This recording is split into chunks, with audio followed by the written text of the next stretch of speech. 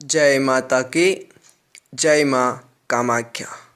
भक्तों, आज आपको कामाख्या शक्तिपीठ के बारे में बता रहे हैं, तो ध्यान से सुने। ये रहस्यमय ज्ञान आज आपको पहली बार मिलेगा। इतना अद्भुत, इतना विलक्षण, आपके जीवन को महान, पवित्र और महान शक्तिशाली बना देगा।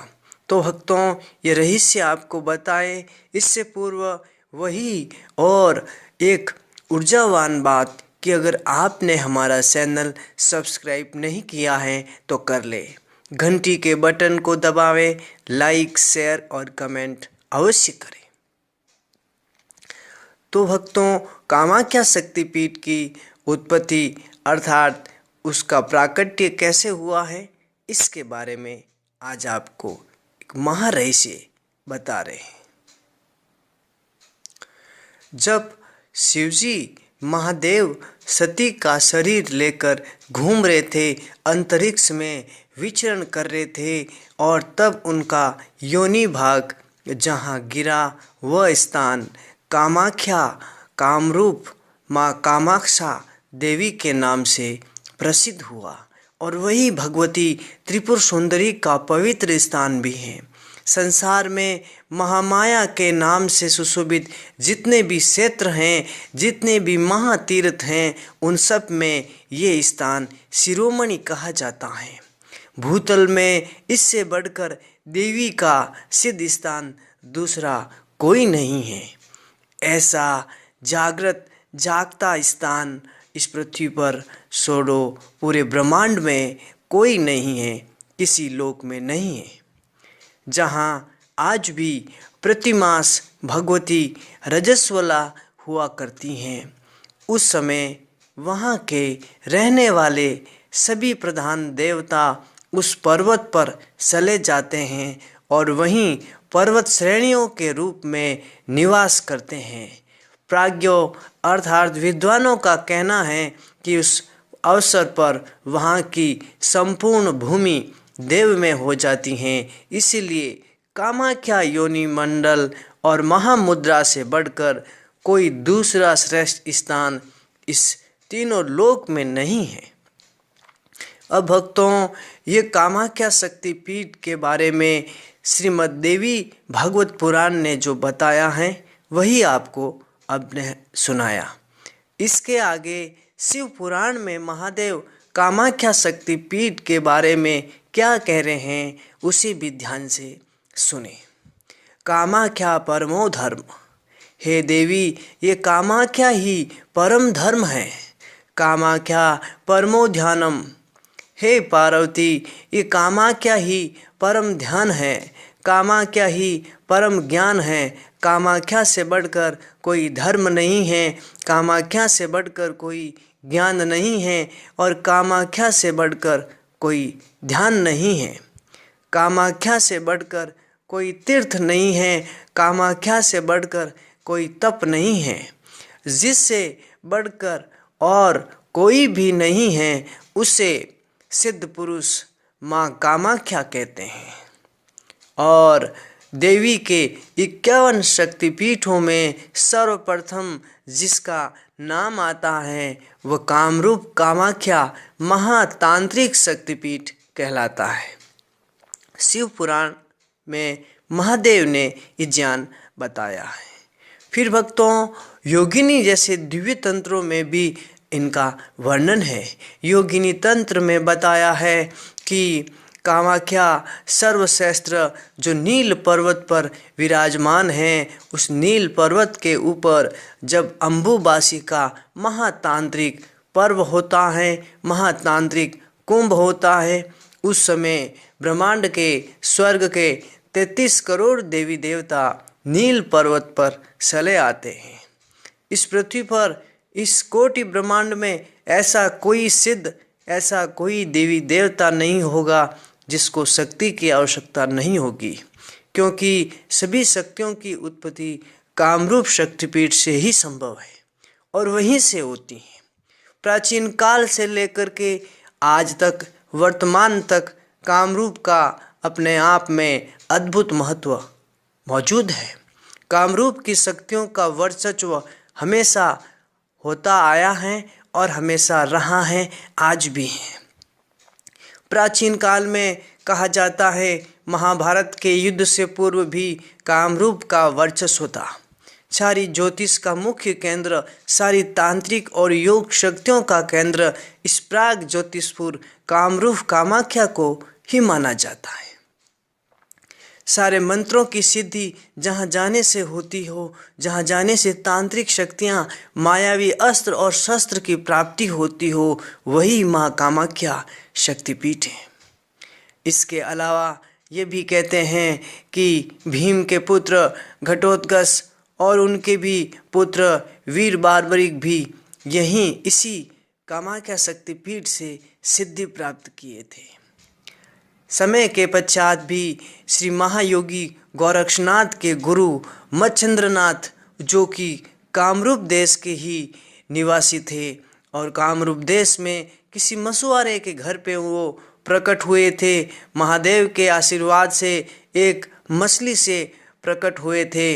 वो जो मच्छिंद्रनाथ माँ कामाख्या की शक्तियों के और माँ कामाख्या की सिद्धि के मुख्य भक्त माने जाते हैं और देवी की कृपा से मच्छिंद्रनाथ अमर हो गए और इसके साथ 9 नाथ भी अमर हो गए।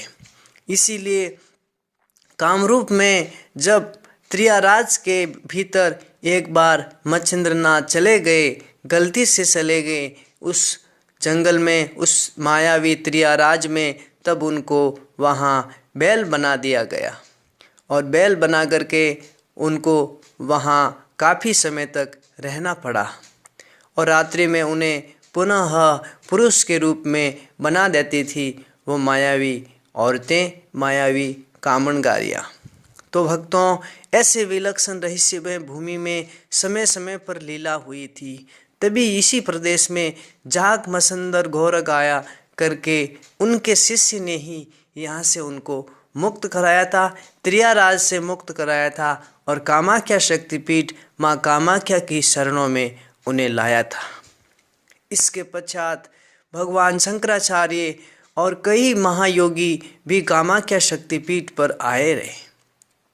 भगवान शंकराचार्य जब पूरी सृष्टि में, पूरे विश्व में एक सनातन धर्म का प्रचार कर रहे थे, लेकिन वो धर्म का प्रचार करते करते जब शक्ति प्रदेश में पहुँचे तब वो सिर्फ शिव को ही मान रहे थे, देवी को नहीं मान रहे थे।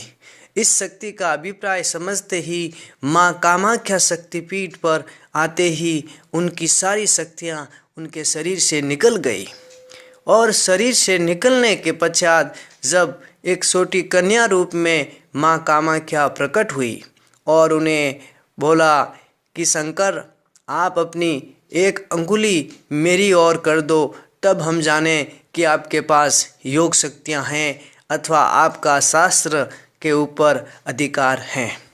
तो उस समय वो ऐसा करने में समर्थ नहीं हुए, अपनी एक अंगुली भी कामरूप कामाख्या शक्तिपीठ की ओर उठाने में समर्थ नहीं हुए भगवान शंकराचार्य। तब उन्होंने महादेव के अवतार स्वरूप आचार्य शंकराचार्य ने अपनी हार स्वीकार कर माँ कामाख्या की शरण प्राप्त की और उस समय माँ से वरदान भी मिला कि जाओ, अब तुम्हें योग के साथ तंत्र का प्रचार करना है।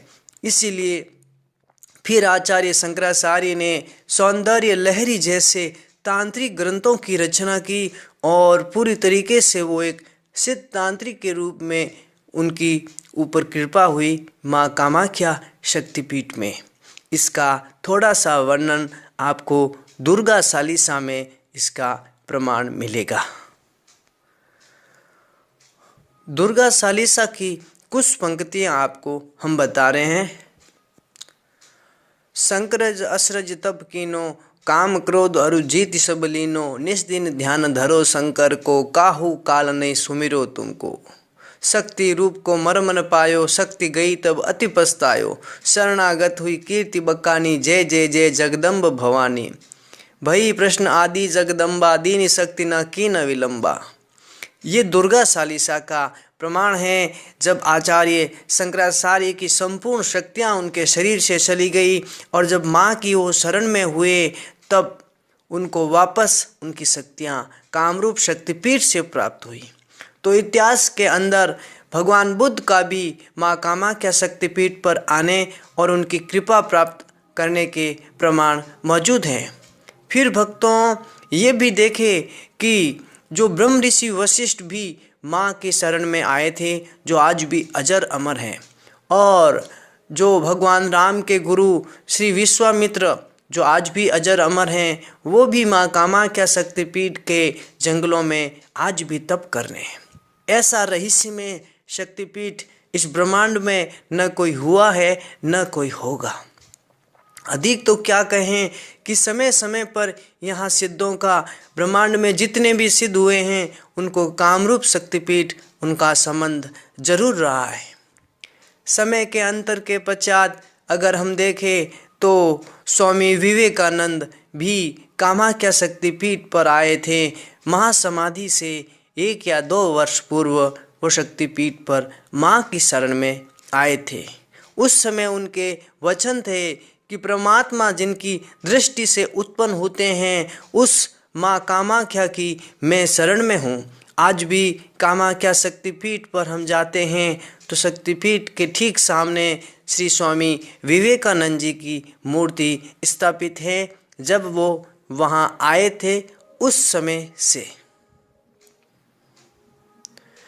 ज्ञानगंज हिमालय के महासिद्ध श्री ज्ञानगंज और गंध बाबा नाम से मशहूर श्री विशुद्धानंद परमहंस भी कामरूप कामाख्या शक्तिपीठ पर अपनी शक्तियाँ प्राप्त करने के लिए यहाँ आए थे।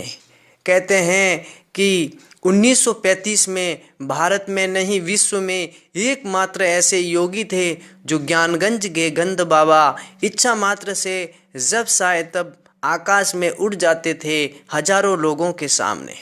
जब चाहे तब कोई भी रूप धारण कर लेते थे हजारों लोगों के सामने। अपने नाभि से भगवान विष्णु की तरह वो भी कमल निकालने में समर्थ थे, ये भी हजारों लोगों के सामने। वो वैसे गंध बाबा दिव्य शक्तियों से परिपूरित, अपने शरीर को हनुमान की तरह, चींटी की तरह बनाने की शक्ति रखने वाले और उसका काशी में प्रदर्शन करने वाले गंध बाबा भी माँ कामाख्या के दर्शन करने हेतु कामरूप शक्तिपीठ में आए थे और माँ की कृपा से उनकी भी इच्छा पूरी हुई। और उस समय उन्होंने एक वचन वहाँ पर बताया था कि ज्ञानगंज के सारे सिद्ध अम्बुबासी में माँ कामाख्या के दर्शन हेतु आते हैं। इसके पश्चात भक्तों महान से महान तांत्रिक का संबंध इस शक्तिपीठ से रहा है, क्योंकि कामाख्या की कृपा के बिना कोई भी तांत्रिक साधना न कभी सफल हुई है न होगी। लेकिन कामाख्या की कृपा हो जाए तो वहाँ के दर्शन मात्र से तंत्र मंत्र और यंत्र सिद्ध हो जाते हैं। वर्तमान में श्री योगीराज नरेंद्र भाई मोदी भारत के सम्मान्य प्रधानमंत्री भी माँ कामाख्या के परम भक्त हैं। ये बात जब वो प्रधानमंत्री नहीं थे तभी भी माँ कामाख्या शक्तिपीठ पर साधना के लिए आते रहे हैं और प्रधानमंत्री बनने के बाद भी माँ कामाख्या की एकांत और अटूट भक्ति आप और हमसे अत्यंत ज़्यादा है। इसीलिए तो जब सारी सुविधाएं होते हुए भी मुख्य द्वार से नील पर्वत तक लगभग 6 किलोमीटर 7 किलोमीटर तक पैदल चढ़ करके माँ के दर्शन के लिए पहुँचे और वहाँ गर्भगृह में 2 घंटे से भी अधिक समय तक साधनाएं नवरात्रि के समय की हैं। ऐसे हमारे नरेंद्र भाई मोदी की शक्तियों के पीछे भी माँ कामाख्या की ही शक्ति हैं, इसीलिए वो आज एक विश्वविख्यात बन रहे हैं। तो भक्तों आप सभी को हृदय से जय माता की, जय माँ कामरूप, जय कामाख्या, जय नील पर्वत।